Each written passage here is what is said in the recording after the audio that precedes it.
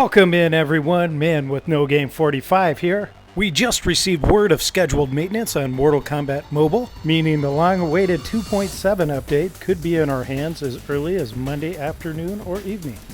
Over the course of the week, we were introduced to new brutalities that will be featured in 2.7, starting first with Jade's Looking Good brutality from Mortal Kombat 11, which requires the epic equipment Edenian Force Resistance Field and Edenian Bracelets. Then from there, most of the community was shocked to learn that the Chosen One himself, Liu Kang, would be getting a brutality as well. Apparently, the bicycle kick brutality from MKX ending in a head crush, it will require the epic Champion's Nunchaku, along with the Champion's leather bracelets to execute. From there, we learned that yes, we would finally be getting the long-anticipated Toasty brutality for our Scorpions, with the epic Spectre's Burning Vengeance coupled with the Spectre's Infernal Chains to trigger it. Now, as excited as I am, and as excited as we all should be for all these brutalities, the thought that immediately occurred to me once I saw this equipment was the bosses that will be wearing it maxed out in the Shirai Ryu Tower. Folks, we are going to have our work cut out for us, and this equipment warrants that we take a closer look at each piece and start to think about strategies that we'll be using against these potential bosses. Starting with the epic Edenian Force Rejection Field, this gear appears to be an exceptionally powerful armor. Meant specifically for Jade characters, the 45% max health boost it carries, combined with Shirai Ryu Tower specific health boosts on other potential equipment, means that all the Jade bosses we'll be facing will likely have massive amounts of health. To make matters worse, all Diamond Jade characters have special 2 attacks that will blind your active fighter. Therefore, thanks to this equipment, they will now also have a 60% chance to miss during any special attacks. If that wasn't bad enough, Jade will also have 50% resistance to all debuffs when wearing this armor, meaning that you probably won't be able to power drain, stun, or possibly even cripple her. Also, if the Shirai Ryu Tower doesn't restrict damage over time, it's quite possible that any fire, poison, or bleed effects won't affect Jade either.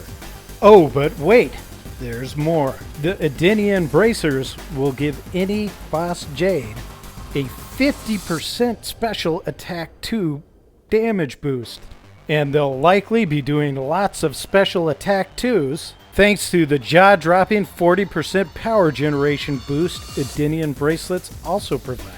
To cap it all off, did you think you could win when you finally manage what would have been a killing blow on your boss Jade? Unless it's a brutality, she's automatically going to tag out thanks to this equipment. All of this leaves very little doubt that boss Jade characters are going to be some of the most difficult bosses we'll be facing in the Shirai Ryu Tower. So let's take a closer look at each of our potential Jade bosses so we can start piecing together strategies to take them down.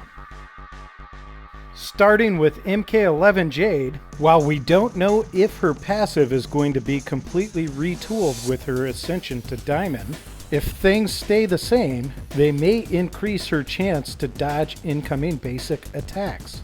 This will make her extremely hard to hit if she's landing special 2s on you and blinding your active fighters, since her Edenian Force Rejection Field will be giving your characters a 60% chance to miss on specials. However, her 50% resistance to all debuffs may actually work in your favor if Shirai Ryu Tower allows damage over time, since the effect may prevent her from using her passive to heal herself. Now, given her 40% power generation boost and her ability to tag out on death if she's not hit with a brutality, we need a character that can slow MK11 Jade down, but do so without using anything that counts as a debuff. Yes, you guessed it. Frostbite is the perfect effect to do this. And of course we'll be calling on Kuai Liang and his Polar Vortex passive to pull this off. While the Cold War team is probably also a great option for the Frostbite effect, and for those who don't have diamond cards, the Triborg team could suffice as well, though you'll want to stay away from Sector in case fire damage over time heals MK11 Jade. In my book, Kuai Liang gets the nod, thanks to his unblockable Special 2 that features massive damage, a much-needed power drain effect, and lastly, a stunning crushing blow if triggered above 90%. If combined with weak point attacks, it may even snare your boss Jade as well. Lastly, you may want to consider equipping him with his own brutality equipment to keep Jade from automatically tagging out before the killing blow. Even against Assassin Jade, if she ends up being a boss in the Shirai Ryu Tower instead, or in addition to MK11 Jade, MK11 Sub-Zero's Fatal Blow with Frostbite could help to slow her down. Although depending on which other bosses she might be with, the Black Dragon team, with its sneak attacks to counter her dodge chance passive, could be the key to victory. However, what sets MK11 Sub-Zero apart is that if he is on a team with MK11 Jade, and her passive that reverses fire damage over time isn't completely retooled in this update, he may have a better resistance to the fire damage over time that we'll be facing with Scorpion and Liu Kang bosses. Now, I won't be covering Day of the Dead Jade, because I think it's unlikely that she will appear as a boss in the Shirai Ryu Tower.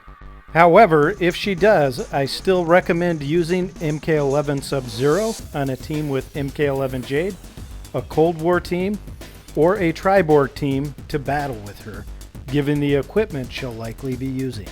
Now, depending on the reception this video receives, your comments, likes, subscribes, and shares, I will be looking to do a second video covering Liu Kang's brutality equipment as well as potential boss strategies. As always, thank you all for watching. Be sure to like, subscribe, and share, and follow Man with No Game 45 on Twitter.